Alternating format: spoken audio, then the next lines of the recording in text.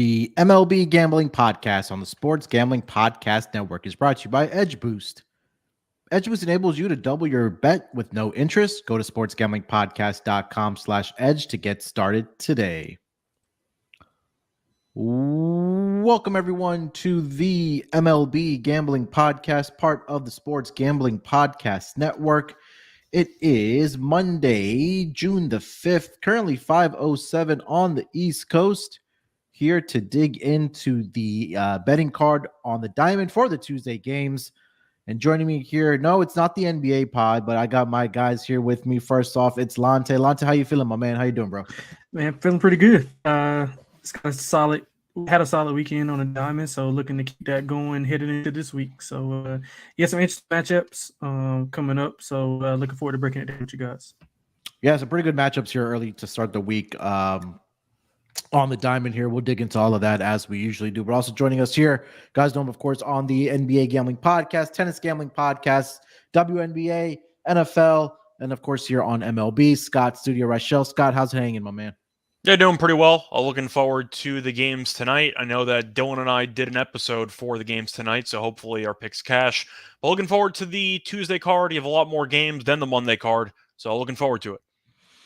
Yeah, full schedule, I should say, on Tuesday, as it usually is. Monday and Thursdays are usually the days where we have less games with getaway days and teams actually having their days off. So full game schedule for the Tuesday action. So why don't we just dive right into it, gentlemen? Let's go over to the first game on the board for Tuesday. It's going to be a 6:40 Eastern start. The Minnesota Twins, they are headed to Tampa to take on the Rays. I'm seeing Louis Verland on the mound for the Minnesota Twins, and Zach Eflin gets start for the Tampa Bay Rays. Looking at the lines for this game, I am currently seeing that the Rays are a -165 home favorite, plus 140 on the money line for the Minnesota Twins. Total set at 8 at -120. Run line -1.5, plus 125 for the Rays, and plus 1.5, -145 for the Minnesota Twins. Lonte, lead us off, my man. Yeah, so I'm gonna lean with the Rays here. I like Eflin. He's pitched well as of late. He's actually defeated at home, 2.19 ERA, 6 to 7 innings in the last 6 games, give or take. So he's pitched 6 or 7 in those last games, in those last 6 games. We've seen the Rays offense cool off a little bit earlier in the year, so their numbers are kind of fluctuating throughout. Both teams 6-4 last 10. Tampa has been a monster at home, 28-6. So I think the Rays here will get it done. Both teams play really good defense, so I would look at the under. Even though Tampa's pretty much an over team at home, I don't think Minnesota's offense will be able to get good on the road. So I'm gonna probably lean towards Tampa here. But my my pick for the game will be the under. Scott, what do you got? Yeah, for me, I'm going to go with Tampa as well. I see they're up 2-0 right now. What else is new? They win every game. But yeah, I'm going to go with Tampa. Minnesota's not been that great on the road this season. They are 2-under. And Eflin, as Delonte said before, has been very good this year. So I am going to go with Tampa. I think they get it done. I'm tempted by maybe the under. If I think that Eflin and Varland, who can pitch well, I end up holding these offenses in check. But I do think I probably would rather take like Tampa run line, just because it seems like a pretty standard Tampa in the Trop. They are currently 26-6 at home. They're probably going to win by multiple runs, what they always do at home. Give me Tampa to get the job done.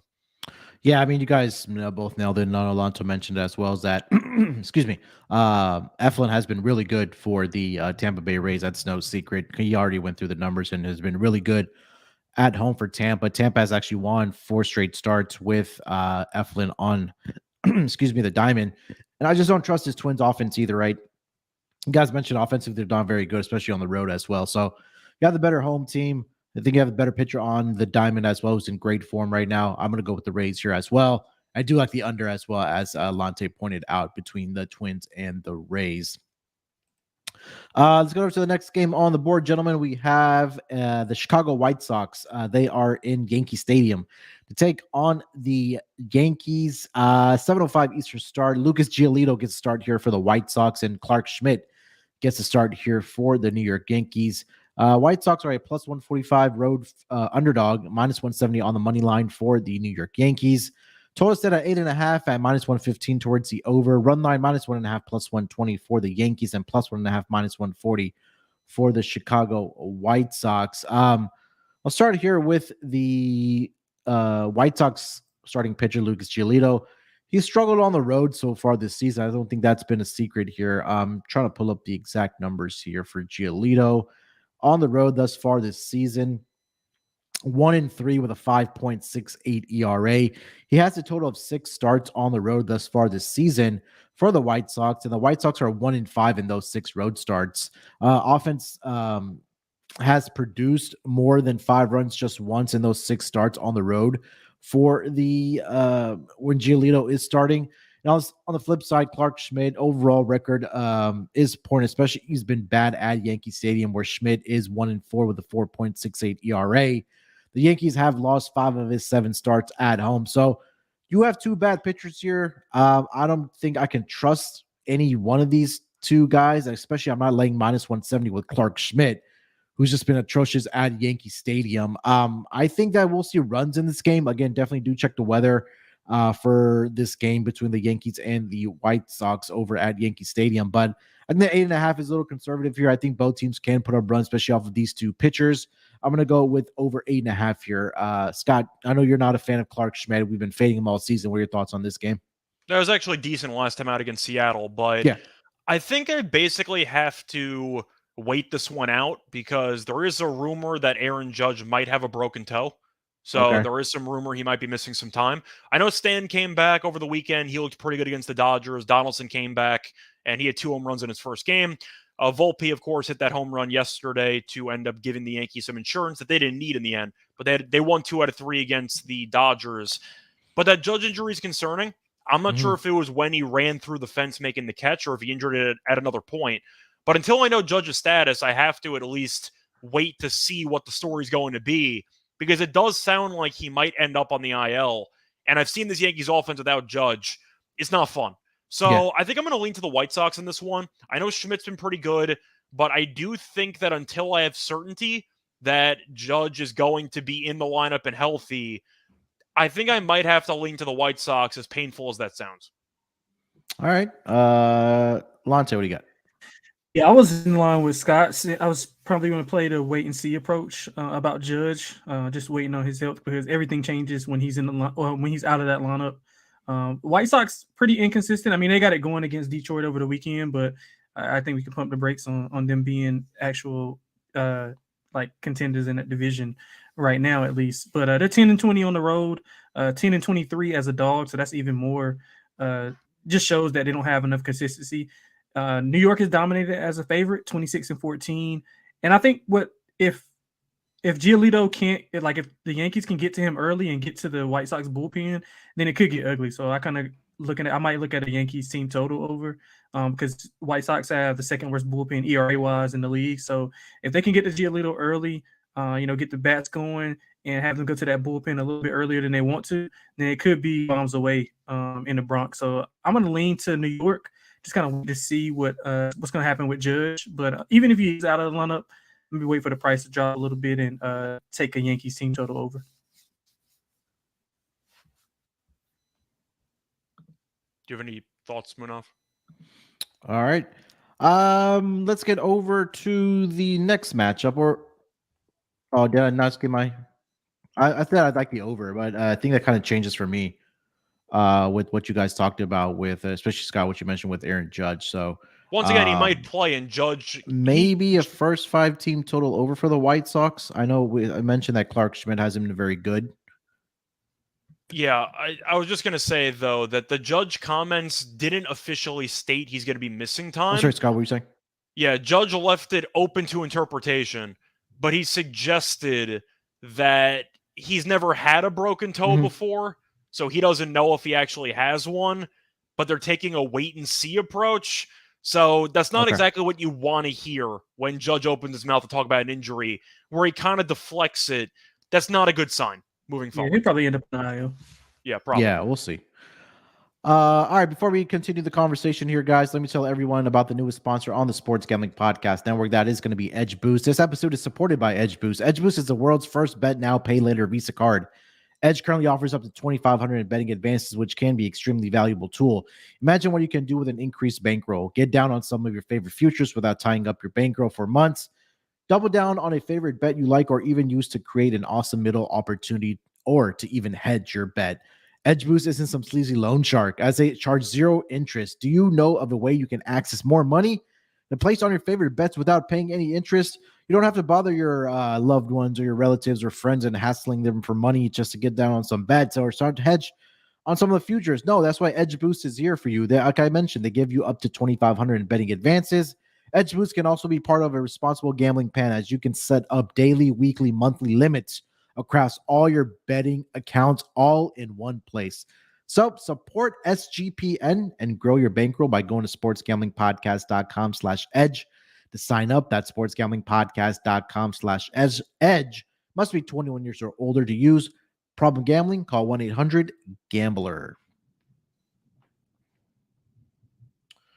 All right, gentlemen, let's get over to the next game on the schedule for Tuesday. We have another 7:05 Eastern start. We got the Oakland A's. They're in Pittsburgh. They're taking on the Pirates. Starting pitchers for this game, I'm seeing James Caprillion for the Athletics, and then Mitch Keller is starting for the Pirates. Pirates are a prohibitive minus 225 home favorite, plus 190 on the money line for the Oakland A's. Total set at 8 with a little bit of it towards the under, and run line is minus 10 both ways for this matchup. Lonte, take us away. Yeah, man, I'm leaning towards the Pitt run line. They've covered 7 of the last 10 run lines. Oakland is 3 and 7 in the last 10 on the run line, 10 and 20 on the road. Keller's been solid this year. He's at 8 or more Ks in 7 straight games. He was roughed up in his last 2 outings, but they were both on the road. So for those 2 road games, he had allowed 2 or less in 8 of the 9 games. So he's been locked in. I mean, he got roughed up in those last 2 games. But again, he's at home where he's more comfortable. Oakland is, I mean, I don't want to get into a soapbox about how horrible they are, but 5 and 25 on the road. Pirates won 6 of the last 10, including sweeping the Cards this past weekend. I'm going to lean with Pitt on the money line. I like what I saw, especially with that comeback over the weekend. They're getting the ball, getting the bat on the ball, putting it in play, letting things happen. I think Keller's going to pitch a gem against Oakland. I wouldn't be surprised if he strikes out double digits. So I would look at his K-Prop and also play Pitt on the run line. Scott, what do you got for this game? Yeah, for me, I'm going to fade Oakland. I want to make a case. I don't even want to make a case, to be honest. Oakland doesn't deserve – the city deserves a lot of nice things. The franchise deserves nothing because of how badly they screwed over the franchise. But I'm going with Pittsburgh run line. Oakland's just a disaster. It's an embarrassment to the league. And Keller's good. Caprillion is not. So I'm going to go with Pittsburgh to get it done. I actually was tempted by Oakland for the Monday game in the first 5 because Sears is the only pitcher that I somewhat like in that entire rotation. Caprillion's a disaster. He's perfect for the team. Yeah. But I'm going to go with Pittsburgh here because Keller's been really good. Pittsburgh at home's been solid. They swept the Cardinals over the weekend, so I like the current form of the team. Give me Pittsburgh run line. I think they win this game comfortably. All right, let me reverse back because I did forget 2 games. So again, there's no lines for them yet. So we have 1 game, the Detroit Tigers. They're going to be in Philly, 5:40 Eastern start. I do not see a starter yet for the Tigers, but I do see Taijuan Walker starting here for the Phillies. Scott, did you see a pitcher for the Tigers? I did not. Okay. Do you have any thoughts? If not, we could just skip right over it. Simply put, Philly's probably going to be laying around like $1.80, $2, give or take, in this matchup. Yeah, I'm taking the Tigers. Yeah, I've seen Taijuan Walker pitch. I would not lay anywhere north of 140 with the guy. Yeah, so I'm not going to pick him. I know Detroit's injured to hell and back. Their lineup's a bit banged up. I get all that. And unfortunately for the Friday show, I had them as my dog. And they lost because they hit the umpire with a pitch with the bases loaded, and that was how I lost my dog. The only losing pick I had of that show. But by the way, Kaysen, I'm pretty sure Wentz is pitching tonight. So I think that Wentz is tonight. We're talking about tomorrow. Detroit hasn't listed a pitcher yet.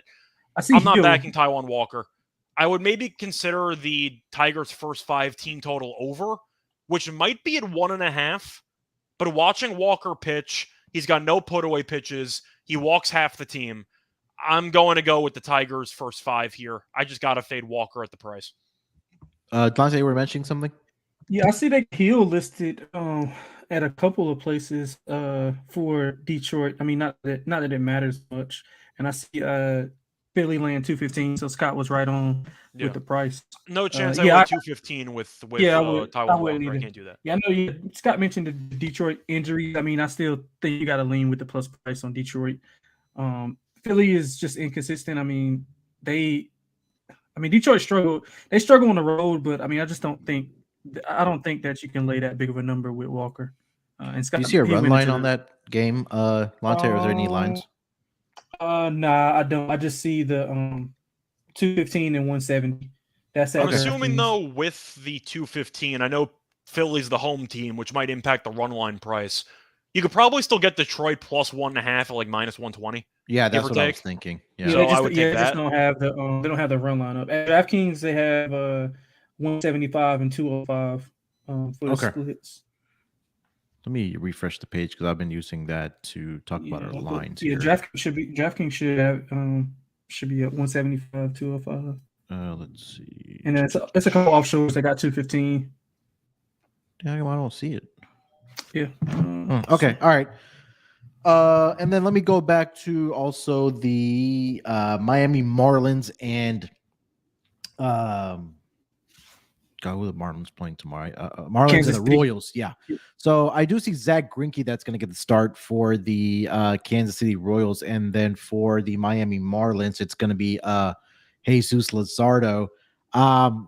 You guys know how I feel about Zach Greinke. Anytime he's at home, I want to back him, and when he's not on the road, when he is on the road, I do want to fade him. So Greinke, Royals are 1-5 in his 6 road starts by Greinke this season. They're getting outscored 34-18 in those starts. And Royals against left-handed pitching are below league average in most offensive statistical categories. I thought they were a lot worse than they are, but I think they're like right around that range of like 17-20 in most of those offensive categories. Luzardo at home has been really solid for the Miami Marlins. On the season, he is 4-4 with a 4.05 ERA, but at home thus far this season in Miami, 1-2 with a 3.35 ERA. And also what kind of stuck out is that if you kind of take a look at his day and night splits, during the day, 0-4, 6.26 ERA. And then at night, he's a perfect 4-0 with a 2.52 ERA. I don't see official lines for this game either, but I would more than likely look at the Marlins in some form or fashion here, whether it's on their team total to go over, or possibly you'll maybe get a nice plus price on the run line for the Miami Marlins as well. So I'm not taking Greinke here. I think both teams or both pitchers can give up runs. So I think we may see a higher scoring game, but I do think at the end of the day that Marlins do get the win and also the cover in this game. So I will take the Marlins behind Jesus Luzardo. Lonte, do you have anything for this game? Not really. I'm probably leaning with you with Miami. I thought they performed well. Now, again, they swept the A's, so it's nothing to write home about. They did hold them to 1 run or less in 2 of those 3 games. So I've seen a stat from Ralph Michaels, I think it's Cal Sports LV on Twitter, that teams don't perform well after playing the A's in the series. So they're 2-11 in game 1 after facing Oakland. So that's actually so funny. Oakland is so bad that it makes them forget how to play baseball themselves, so that they can't win the game after. Right. It's actually pretty funny. Right. So yeah, I thought that was an interesting stat. But I like the way Miami is playing right now. So I probably lean them on the run line. Also, they've won 7 of 10. Kansas City, like you mentioned, the splits with Greinke. I mean, I can back him on the road. He's just unbackable on the road. So I would probably lean to Miami, maybe a first 5 total over also. Scott? I feel like Greinke's numbers are interesting because overall he's pretty bad on the road. But you look at his last start, he did go 5 scoreless on the road against the Cardinals. Yeah. Then again, it is against the Cardinals, so I'm not sure if that actually means anything. But he has allowed less than 3 runs in each of his last 4 outings. So he has actually been better as the season has gone on, and Luzardo has been good at home. A lot of strikeouts. So I would be tempted by the prop there on Luzardo strikeouts. I'm curious what the line's going to be, because I think the line probably would in most years be 7.5, but Miami's actually hit the ball this year, so it might be 8, give or take. I think I'm actually going to lean to a first 5 under, because Greinke over the last couple of outings has actually been pretty good, and Luzardo once again has been solid at home, and Kansas City's brutal. I think I'm going to disagree. I think I'm going to lean to the first 5 under, hoping that Greinke kind of turned over a new leaf, so to speak. But at least he's been better over the past month than he was earlier this year. Most of his bad numbers are a bit inflated from what happened in the first month of the season. That's fair. I think I'm going to lean to the under. All right. Next game on the board, 7:05 Eastern Star. We got the Arizona Diamondbacks. They are headed to the nation's capital to take on the Washington Nationals. Tommy Henry gets to start here for the Arizona Diamondbacks, and Jake Irvin gets to start here for the Washington Nationals. The Diamondbacks are a -155 road favorite, +135 on the money line for the Washington Nationals. Total set at 9.5 with a little bit of vig towards the under at -115. Run line -1.5, -105 for the Diamondbacks, and +1.5, -115 for the Washington Nationals. Scott, take us away. Yeah, so for this one, I'm on Arizona. I'm not going to spend much time on this. Diamondbacks, I know that Rosario hit the grand slam last night to sabotage the Diamondbacks win. They've been good, though. Just simply put, Diamondbacks have been really good this season, and you're looking at Washington. They've been better than I thought they were going to be. They're still not good, so, you can read into that however you want. But looking at the pitching matchup here, Henry is fine. I think he's a serviceable number 4, number 5 starter. I'm not sure Irvin should be in the majors. I feel like that's kind of the difference here. Irvin's 1-3, 5.67 ERA. He's really been underwhelming. Plus, the Nationals are 12-19 at home. So home field doesn't really matter that much for this team. But I think I got to be on Henry here. His numbers are fine. I do think that Arizona being 15-11 gives me some optimism that they will be able to look pretty sharp in this ballpark. But it's mostly fading Washington at a pretty good price. Arizona, once again, has been solid. And I do think because of that, this price is going to grow leading up to this game. But you have the better starting pitcher, the better lineup. Arizona's bullpen is a mess, but so is Washington, so it kind of cancels out. But I'm going to go with Arizona here. This price feels a little bit too cheap. Maybe you want to take the run line of the team total. I don't mind that either, but I do like the Diamondbacks in some capacity. Yeah, I do like the team total here for the Arizona Diamondbacks. Take a look at the last 4 starts for Jake Irvin. 8-2 loss, 8-6 loss, 8-6 loss, and 9-3 loss. So he's given up the runs for sure. There's no question about that. And you get all nine at bats here for the road team with the Arizona Diamondbacks. So love the team total over here for the Diamondbacks. I think the only concern I would have about Tommy Henry, that him being a left-handed pitcher, that the Nationals are pretty good against left-handed pitching. But again, Jake Irvin could just give up 7-8 runs within that first 5 innings, and it'll be too much for the Nationals to catch up from. So the problem there would be, though, that since the total's 9.5 and Arizona's -155, you might get a 5.5 team total. Yeah. Which is a little, I mean, it makes sense. I'd feel a lot better if it was 4.5, obviously. Maybe you can find an even 5 that I would probably like for Arizona, but I expect Irvin to get killed. So maybe take an earned runs prop against Irvin, but I think he's going to struggle in this game. Yeah, maybe first 5 over. Some of those times they put up 2.5s for. Yeah. Those are sometimes. I know a lot of books don't offer those first 5 team totals, but again, definitely shop around or get yourself a book that does. Yeah, definitely shop around and get yourself a book that does offer those products, or that market. Lonte, what do you got for this game? Yeah, I'm in line with both you guys, leaning to Arizona. I mean, they took 2 of 3 in the series in early May. 2 of those 3 went over. So I'm leaning towards the over, and also the team total for Arizona being over. You guys mentioned the pitching. I won't get into that.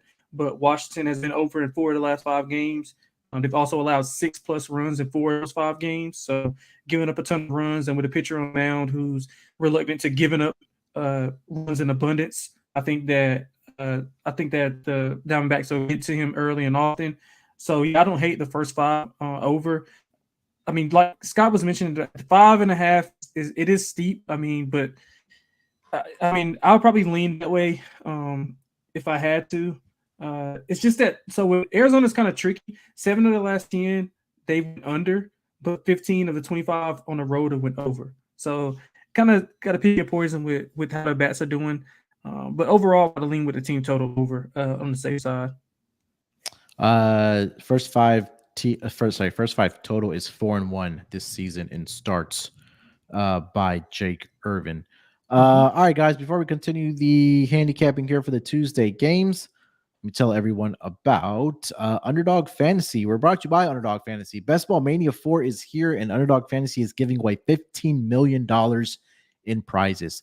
Plus, plenty of ways to win with NBA, NHL, and MLB with their player prop parlays. Head over to UnderdogFantasy.com and use promo code SGPN for a 100% deposit bonus of up to $100. That's UnderdogFantasy.com using promo code SGPN. All right, guys, let's get over to the next game on the board. We have a 7:07 Eastern start. The Houston Astros, they are in the north. The 6th to take on the Toronto Blue Jays. Hunter Brown gets to start for the Houston Astros, and Kevin Gausman gets to start here for the Toronto Blue Jays. Astros are a plus 115 road underdog, minus 135 on the home favorite price for the Toronto Blue Jays. Total set at 8.5 with a little bit of vig towards the under at minus 120. Run line minus 1.5 plus 140 for the Blue Jays, and plus 1.5 minus 165 for the Houston Astros. Scott, take us away. Yeah, for me, I'm going to go with the under in this game. Simply put, I like both pitchers. Brown's been solid this year. We know Gausman's been really good. In fact, he's been Toronto's best pitcher by a wide margin in the rotation.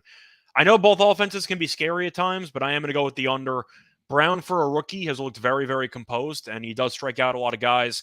Gausman's been really good as well, 2.76 ERA. I'm on the under. I think, simply put, I have faith in both guys to show up and deal in this game.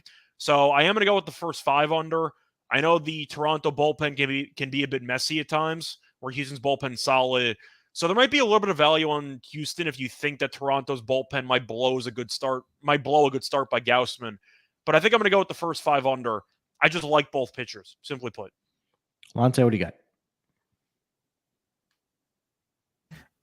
Oh, my bad. I'm sorry. I was on mute. My bad. But yeah, I'm in line with Scott. Gausman's been really good at home. I think he's got a sub 2 ERA at home. My thing is with Toronto, I was high on them coming in, so I got like too much exposure on them right now, and they look good against the Mets in the series this weekend. So I kind of got excited. So I'm not trying to pump my brakes a little bit, especially against the Astros, who are really good on the road, 17-10. Toronto's 15-10 at home, so nothing to write home about or as far as an advantage for Houston. But I think Gausman's going to get to them here, so I'll take Toronto on the not the run line. I'll take Toronto money line and probably look at the under also. I mean, Toronto's 4 or 5 went under. Houston's been over in 6-10, so got to find that nice median in between those. And I think Gausman will keep the bats limited for Houston. Yeah, just to read the recent games for Toronto. The game against the Mets yesterday was 6-4.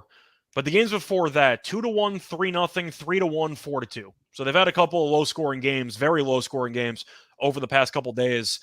It means Toronto's offense isn't exactly hitting that well either. Mm-hmm. Yeah, so that's why I'm going to lean to the under. Yeah, I think a lot of that to do with the Mets offense too. They've been atrocious late. Yeah, Gausman did have one start earlier this season against the Astros, but that was on the road where he did get blown up by the Astros. 4 2/3 innings pitch. He allowed 7 earned runs, 2 home runs in that game at Minute Maid Park. But like Lonte mentioned, that he is a different pitcher in Toronto, where he's he only has 1 win thus far in 5 starts, but he does have that 1.72 ERA, so he allowed 7 earned runs and 36 2/3 innings pitched. So I'll lean here with the Astros. I mean, anytime I get a plus price with the Astros, I kind of have to take that, but I don't hate the underplay in this game. I think the runs will probably come on the Monday night game between these two teams. But yeah, Astros, and I do agree about the under in this game as well. Next game on the board, gentlemen, 7:10 Eastern Star. We got the LA Dodgers. They are headed to the Great American Ballpark in Cincinnati to take on the Reds. Tony Gonsolin gets to start here for the Dodgers, and Luke Weaver gets to start here for the Cincinnati Reds. Dodgers a prohibitive -190 favorite and +160 on the money line for the Cincinnati Reds. Total set at 10 with a little bit of vig towards the over at -115. Run line -1.5, -125 for the Dodgers, and +1.5, +105 for the Cincinnati Reds. Tony Gonsolin has been really, really good. I think it comes as to no shock, at least for me. But thus far, Yeah, thus far this season, he is 3-1 with a 1.77 ERA. He's only allowed 10 earned runs in 35 and 2/3 innings pitched. On the road, 1-1 with a 1.35 ERA, 20 innings pitched in that span. He's only allowed 3 earned runs. I think the more obvious thing, I guess, the more reason why I do like the Dodgers in this game is because Luke Weaver has just been absolutely a garbage can so far this season for the Cincinnati Reds. 1-2 on the season with a 5.36 ERA. He's allowed 26 earned runs and 43 and 2/3 innings pitched. At home, he is 1-0, but he does have a 5.64 ERA where he's allowed 14 earned runs and 22 and 1/3 innings pitched. And now you have a Dodgers offense coming into this game that has been red hot over the last 2 weeks. I know Luke Weaver had a good start against the Cardinals, but I think that's not impressive. I know we talked about that with, I think it was Greinke. But last start against the Boston Red Sox, the Reds did win the game 5-4, but he allowed 3 earned runs in that game. But I mean, if you take a look at his numbers to start the season, he had allowed at least 4 earned runs in 5 out of his first 6 starts. And now you have a Dodgers offense coming in. I do like the Dodgers here. I think this is a tale of 2 opposite pitchers and what direction they are in right now. I think you can, anytime you want to bet the Dodgers, you just take the run line -1.5. Your team total for the Dodgers more than likely going to be at 5.5. I would look at the first 5 team total over for the Dodgers. I think they could get to Luke Weaver early and often and probably put up 4 to 5 runs themselves within those first 5 innings. So Dodgers in every way for me here, team totals and on the run line here, Scott. Yeah, I'm with you. I think the Dodgers kill them. As a Yankees fan, I was a bit surprised they went into Los Angeles and stole 2 out of 3 after getting buried in game 1. But the point is, I do think the Dodgers, with a day off leading into this game, will be rested for the entire bullpen. The Reds are on the verge of getting swept by Milwaukee in a 4-game set at home. But the Reds, we know their pitching is always brutal. Luke Weaver, we know, is really bad. It feels like every bad starter has a good start against the Cardinals, so let's ignore that one for a second. But besides that, he's been underwhelming, and Gonsolin's been really good. But I like the Dodgers in every capacity here. I think they'll be pretty motivated after losing a home series against the Yankees to take care of business against a weaker team on the road with a guaranteed 9 at-bats. I'm going to be on the Dodgers in almost every capacity here. It really feels like a great spot for the Dodgers to come out and just bury this team. And I know that Jake Fraley was scratched recently from the game tonight, and he's one of their best left-handed batters. So he might be injured. Maybe he's going on the IL. We'll see what happens with Fraley. But I know he homered yesterday in that Sunday game against Milwaukee.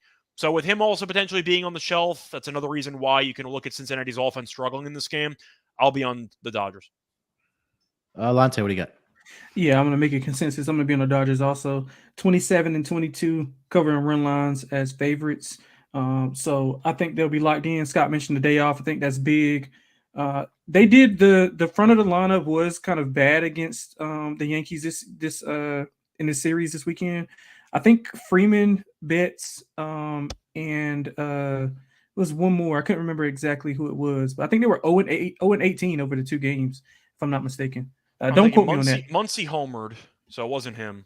Will Smith? Smith? It was either. I know Betts. Smith. I think it was. No, well, so I know after the first game is what I mean. I'm sorry. After the first game. I know Betts homered in the first game, game 1. And then I think those remaining 2 games, I think they were either hitless or maybe 1 hit. I can't remember. Might have been Muncie then. I'm trying to think. Because Smith wouldn't have played in the first game because Kershaw started the openers. They were going to use Barnes anyway. Okay. Right. Yeah, so I'll get the exact number. But either way, the offense kind of underwhelmed this weekend. So I think they'll get back. I think they'll get back to it with a day's rest. Cincinnati, they got swept. They're about to get swept by Milwaukee, but they were competitive in game 1, but it seemed like they just didn't have it the rest of the weekend. Yeah, I had them on Sunday. Yeah, so all signs didn't work. Hauser historically was brutal and Great American. He threw a gem. Right. So yeah, man, I'm with you guys. Team total for the Dodgers run line. All any way but loose on the Dodgers. All right, next game on the board, we have the Boston Red Sox. They are going to travel to Cleveland to take on the Guardians. James Paxton gets to start here for the Boston Red Sox, and Shane Bieber is on the mound for the Cleveland Guardians. The Guardians are a -125 home favorite, +105 on the money line for the Boston Red Sox. Total set at 8. Run line -1.5, +155 for the Guardians and Bieber, and +1.5, -180 for the Red Sox and Paxton here. Lonte, take us away. Yeah, man. So I'm going to go with Cleveland here. I like Bieber when he's at home. He's struggled on the road, allowed 14 runs in the last 3 road games, but 8 runs in his last 5 home games.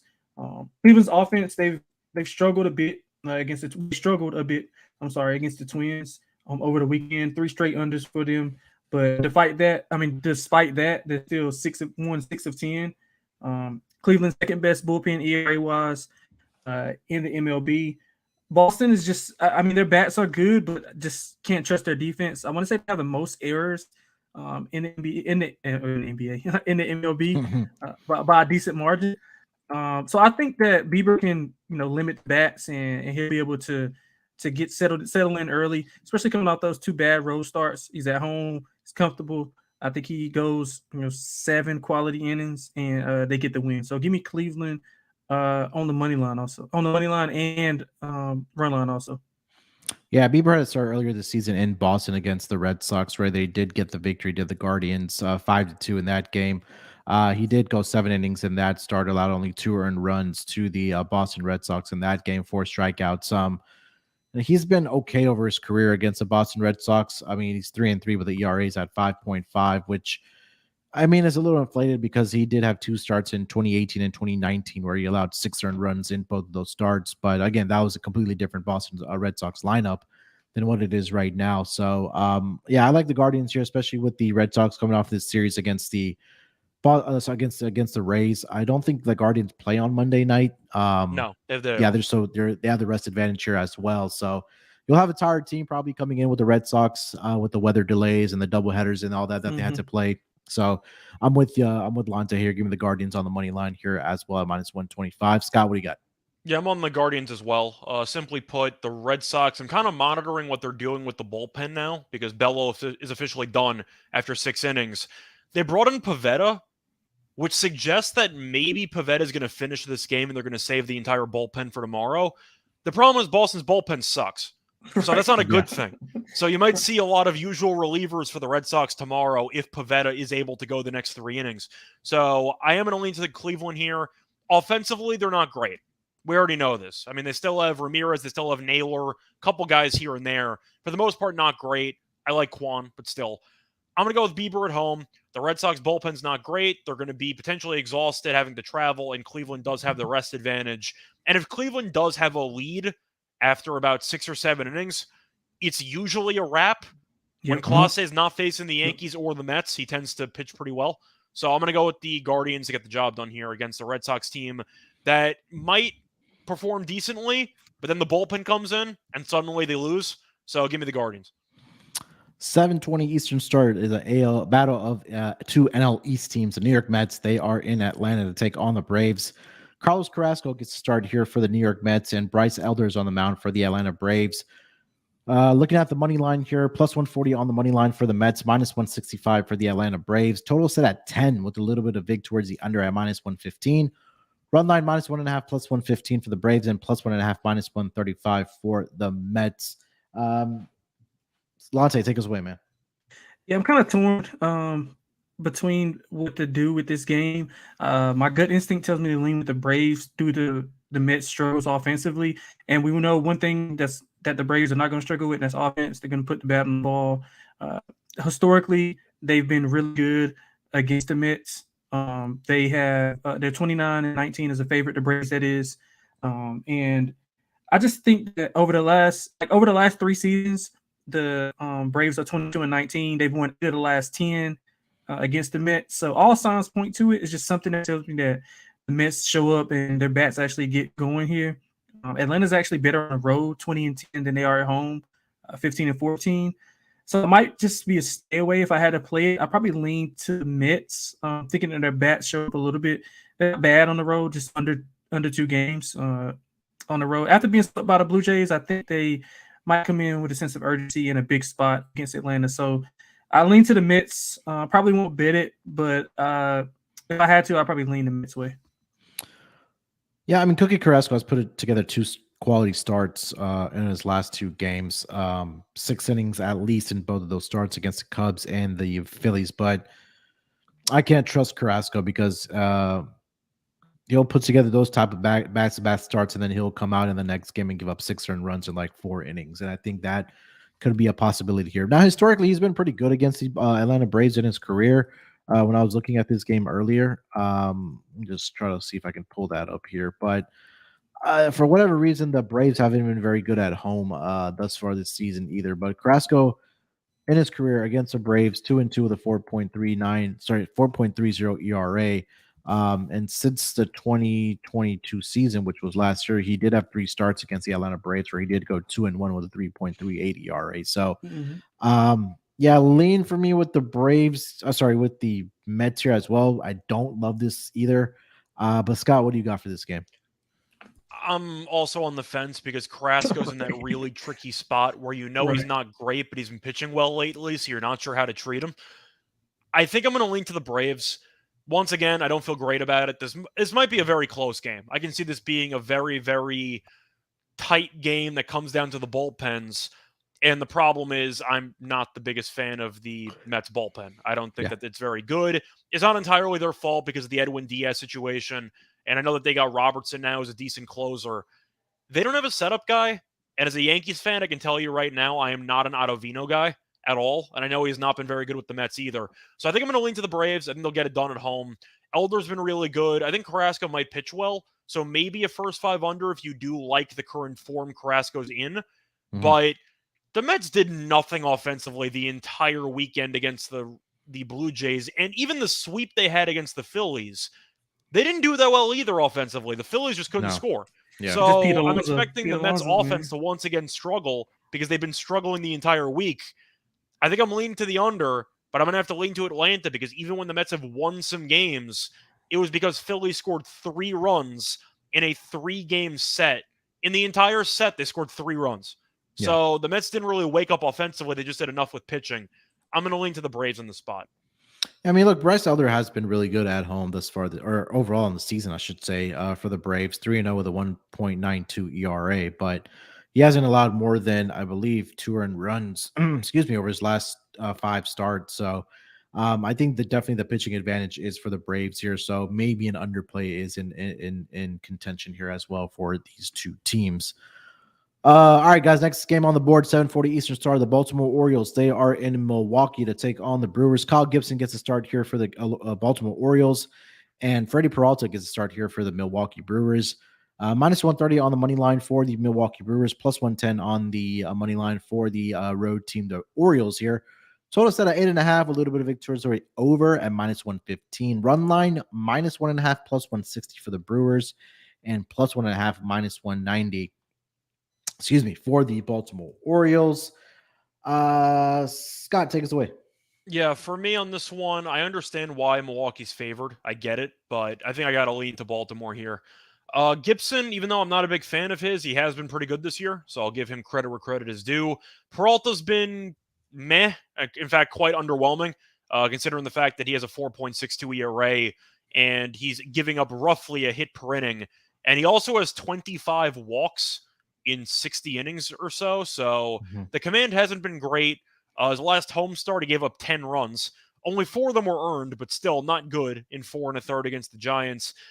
I think I'm going to lean to the Orioles here. I just think that the price is a little bit off for Peralta, who's been quite underwhelming.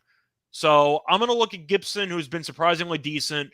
Milwaukee's offense has been better in the series, but once again, Cincinnati can't pitch, and the wind has been blowing out for the most part in every game. Give me the plus money with Baltimore. Lonte. Yeah, man. Just full disclosure, I have no idea what to do either of these teams. I'm not good at betting on either. I was on San Francisco this weekend, and we saw how that worked out. 2 of 3. Baltimore did 2 of 3. They looked incredible against them.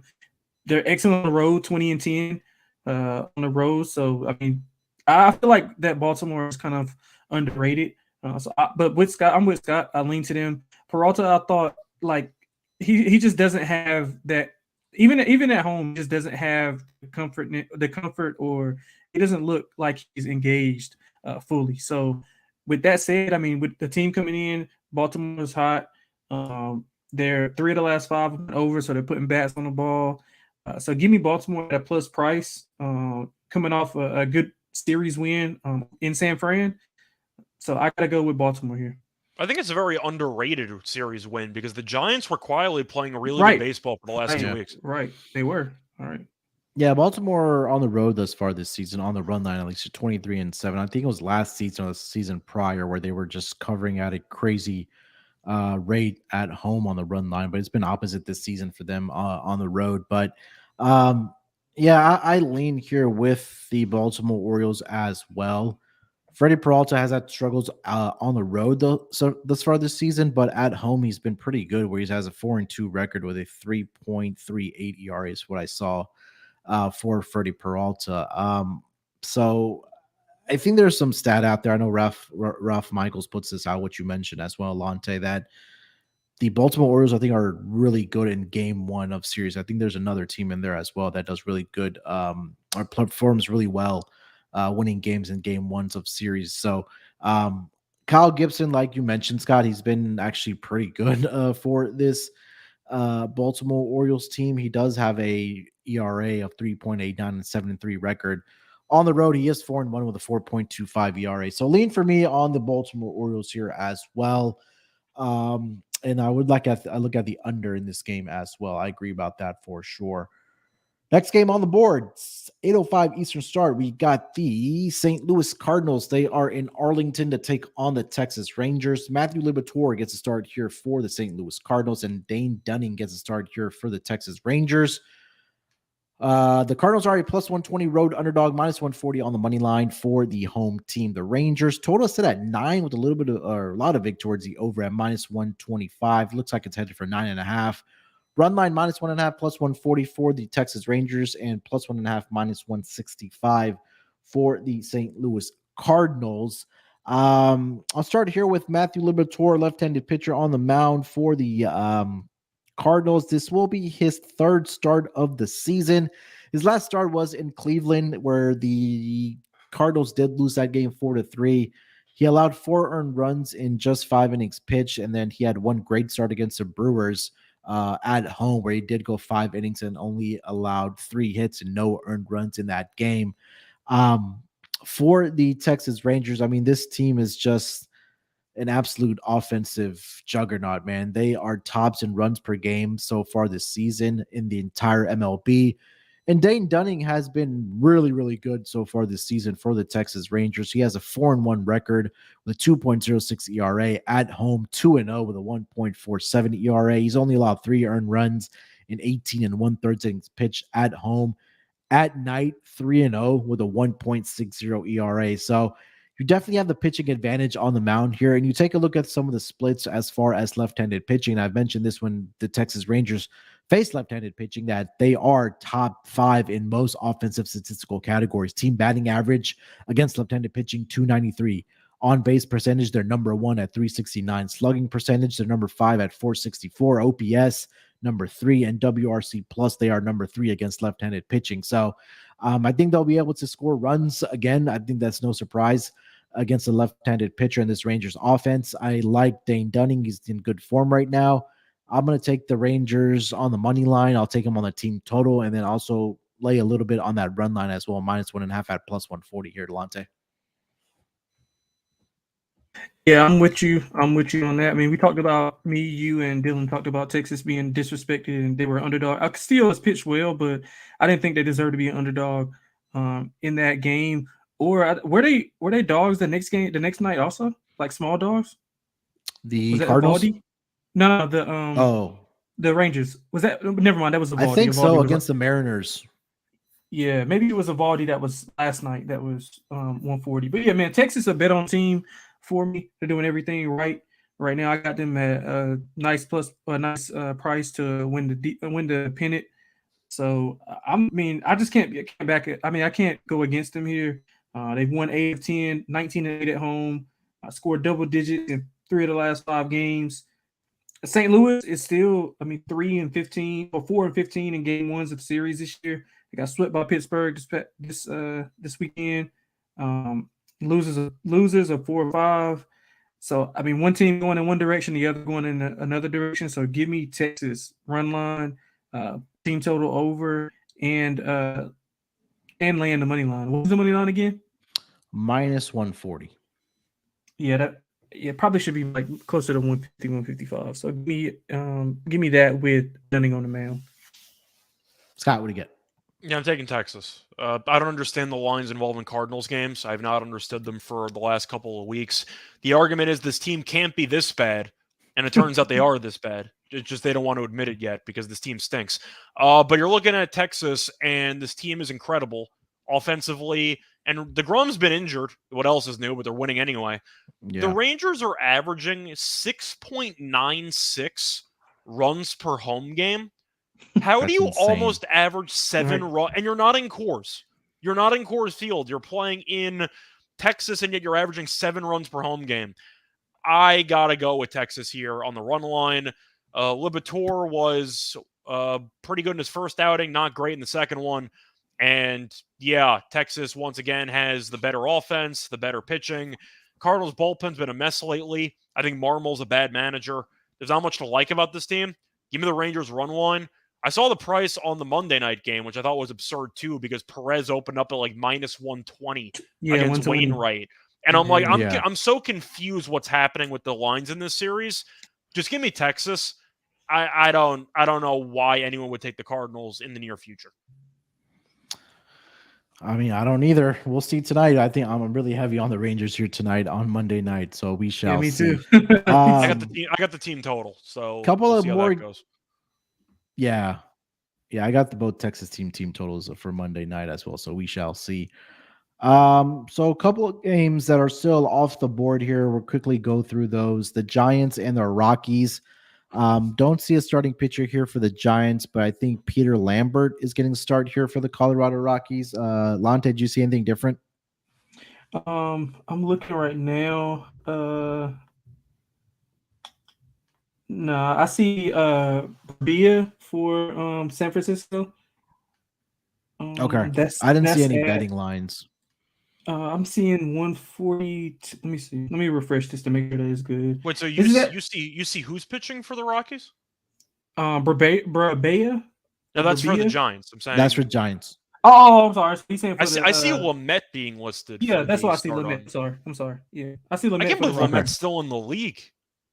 I didn't know Yeah. that either. Shout out to him for being in the hater trade, by the way. But 13.17 ERA. Not good. Yeah, I see at DraftKings, what is it, minus 140 plus 120? Okay. You have anything? Yeah, go ahead. You have this game, so why don't you take us away if you have anything? I mean, I'm leaning towards the over.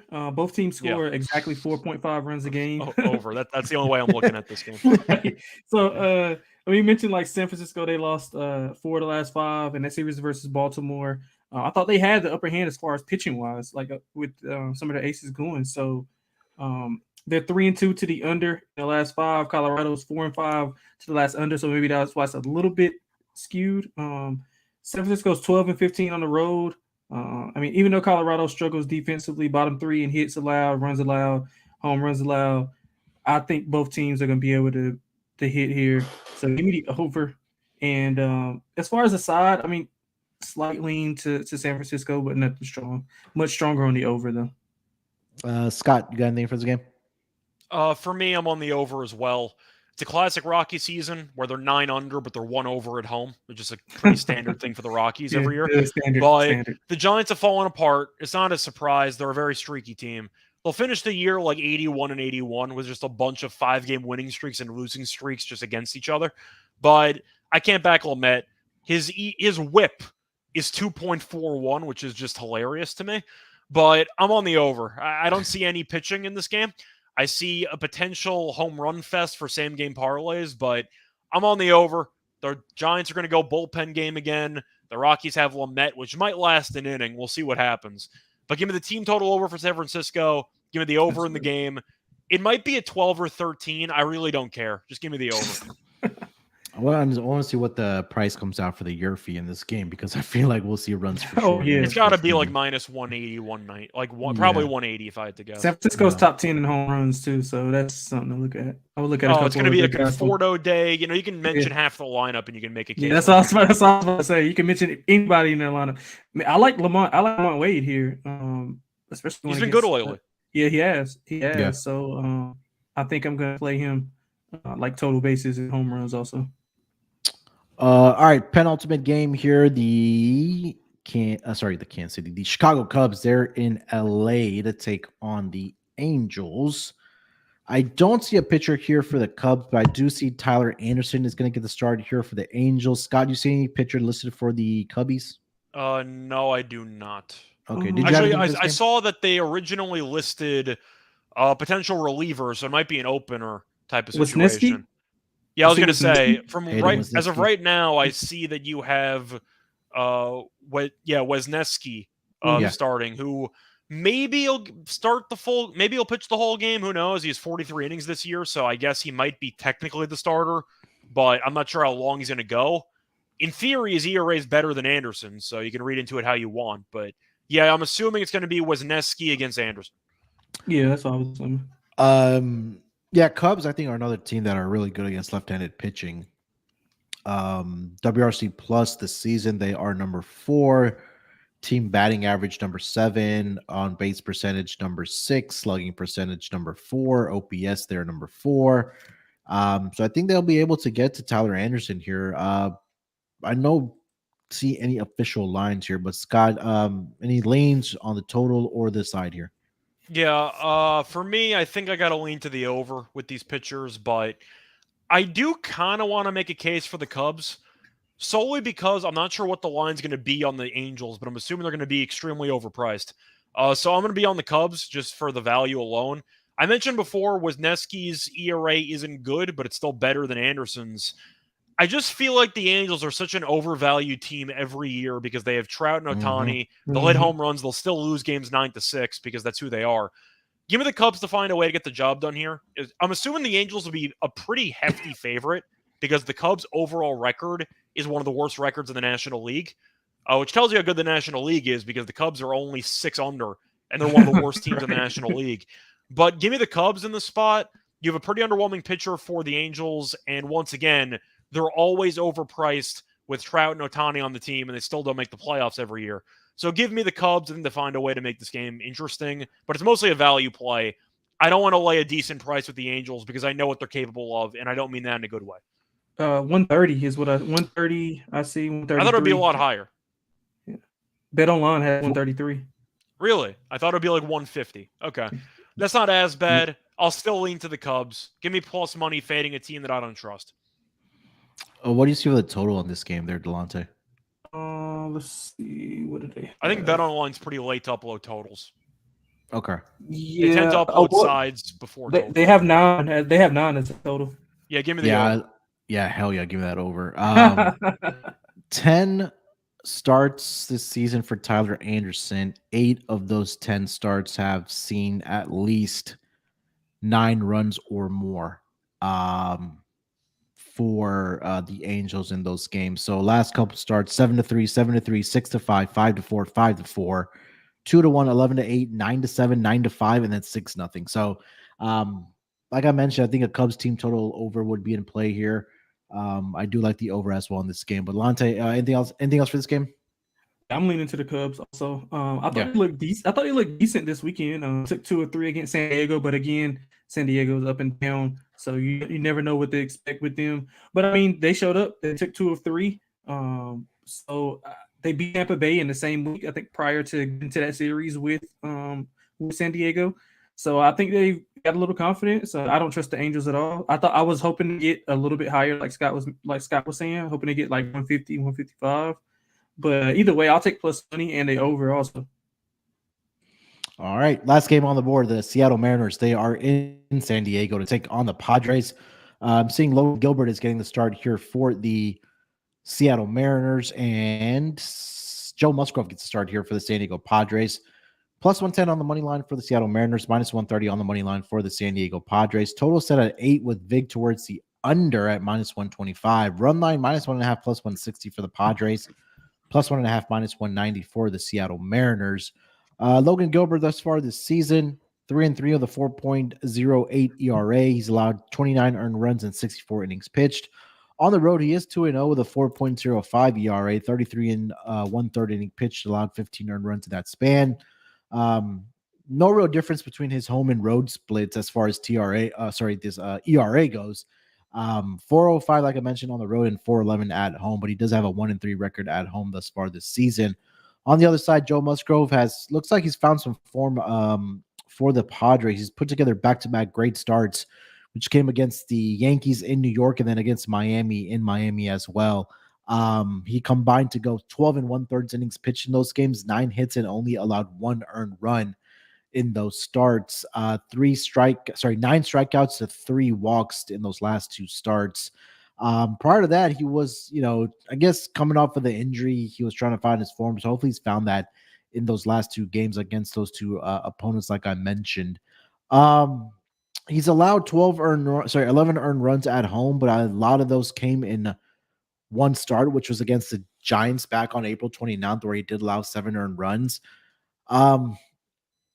This offense of the Padres, I just don't understand what's going on with it because of the hitters that they have. The amount of talent that's not doing anything on the team. Yeah, I mean, the top of the lineup, when you have Alexander Bogaerts, Fernando Tatis Jr., Juan Soto, Manny Machado, you should be able to get on base and score runs. I mean, all those guys can hit for power. They can hit for average as well. So I don't know what's going on with the Padres. I'll lean with the Padres here. I don't love it. I want to back their team total, but again, their offense has burned me so many times. With Logan Gilbert, he does give up the runs in his starts, but I just can't trust this Padres team right now. So I'm not going to bet them, but if you had a gun to my head, I would lean with the Padres here. Scott, what do you got? Mariners and Padres. Yeah, I'm with you. There's no chance I bet on the game, but I trust Musgrove more than Gilbert, so I guess I'm going to lean to the Padres by default, but there's no way I'm putting actual money on this game. Lonte. Yeah, I'm with you guys too. I was tempted to take the Mariners in the plus price, but you mentioned Gilbert. He's prone to giving up, 4 or 5 in an inning. So I mean, if he loses it and those bats get going early at the top of that lineup to gain confidence, it could be an avalanche. So if you want a bold call, I think Tatis hits a bomb in that game. I mean, I don't know if that's a bold call or not because he's Tatis, but that's my call. Anybody at the front of that lineup, I wouldn't be surprised if they hit a bomb off of Logan. So I'll probably just put them all in like a parlay or something, or maybe a round robin. But yeah, I mean, I lean to Seattle, but like you said, I wouldn't put my actual money on it. Definitely probably play the under. San Diego's under in 4 of the last 5 games. I don't have much trust in those bats to get going right now. Maybe after the All-Star break, they have a come to Jesus meeting or whatever. But didn't they have players only? Had that a couple weeks ago. Yeah, okay, yeah. I was just about to say, I remember reading they had a players only meeting, but maybe they need to have another one. I understand players only meetings in basketball and stuff, but in baseball, what is that supposed to do when you only have one person doing something at a time? You're like basketball, you're on the court the entire time together. Baseball, 40 guys in a room. They can't hit with guys on base, but you take turns trying to hit. Like, what is a meeting supposed to do about that? Yeah, you have your own attitude. Maybe it's attitude or body language or something like that. I guess I don't know. Clearly didn't work because they haven't won since. But still, I'm right. just wondering. All right. Yeah. All right, guys. So that was the last game on the Tuesday card. One order of business left before we wrap it up here. That is going to be our locks and dogs for the Tuesday schedule. Scott, you want to lead us off? Yeah, sure. So for my lock on the show, I think I'm just going to go back to one of the matchups that we loved, and I'm going to go with I'm trying to think of which way I want to go about this. Yeah, give me the Dodgers run line against the Reds as my lock here. Gonsolin's been very good this year and in years past. Luke Weaver arguably shouldn't be in the league anymore. He's been okay lately, but the Reds are on the verge of getting swept by Milwaukee. And on top of that, the Dodgers had a day off, so they get to have a fully rested bullpen. And the Dodgers bury him in that game. Give me the Dodgers run line as my lock. And for my dog, I had a couple options here. I was going to take some alt total with the Giants-Rockies game, but unfortunately, I don't have any lines available, so I can't do that. I think I'm just going to go back to the Rangers run line for back-to-back podcasts here. But give me the Rangers run line against the Cardinals. Liberatore, I think, is okay, but Dunning's been really good this year. And once again, the Rangers are 19-8 at home, averaging roughly 7 runs per home game. Give me a pair of run lines. Give me the Dodgers run line as my lock, and give me the Rangers run line as my dog. All right. Lonte, what do you got, man? Yeah, so I'm gonna go with. I'm trying to figure out which one should I. Well, since you gave out Texas already, I'll go with Cleveland as my lock. We mentioned about how well they've been playing, and if they get a lead, they're gonna sit. They're gonna sit on the. Well, not sit on it because obviously they can't. But they're with a lead. They're gonna pretty much just suffocate you and make you get on base. The bullpen is excellent. Boston struggle. I think they'll give up a few runs. Boston, that is, and Cleveland will get up front. Bieber is excellent at home. Like I mentioned earlier, he's 8 runs in his last 5 home games versus 14 runs in his last 3 road games. So I like Cleveland here. Bieber on the mound, coming off 2 rough starts on the road. I think he settles in, has a good game, and I think Cleveland wins comfortably here. As for the dog, I'm gonna go with the Cubs. We mentioned it. Halo's overvalued. I would like to get a little bit more value on it, but just right now we don't have a lot of availability as far as lines. But I'll go ahead and take them. Let me see if I can get them on. Yes, I'll take them. They're plus 123. I see plus 123 at Bet Online. So I'll take the Cubs plus 123 on the money line. All right. For my lock, I have the Dodgers as well. Let's do it. Yeah. Double lock it. Yeah, Dodgers minus 125 on the run line for everything that Scott mentioned. Also, when we talked about when we handicapped this game, I mean, it's just 2 pitchers that are going in opposite directions. I would not be surprised if Dodgers put up 10 runs themselves, and then the total sitting at 10 right now. But I do think they'll come out early and often against Luke Weaver, who has just been absolutely atrocious thus far this season. So I'm with Scott. Dodgers minus 1.5, minus 125 on the run line. For my dog,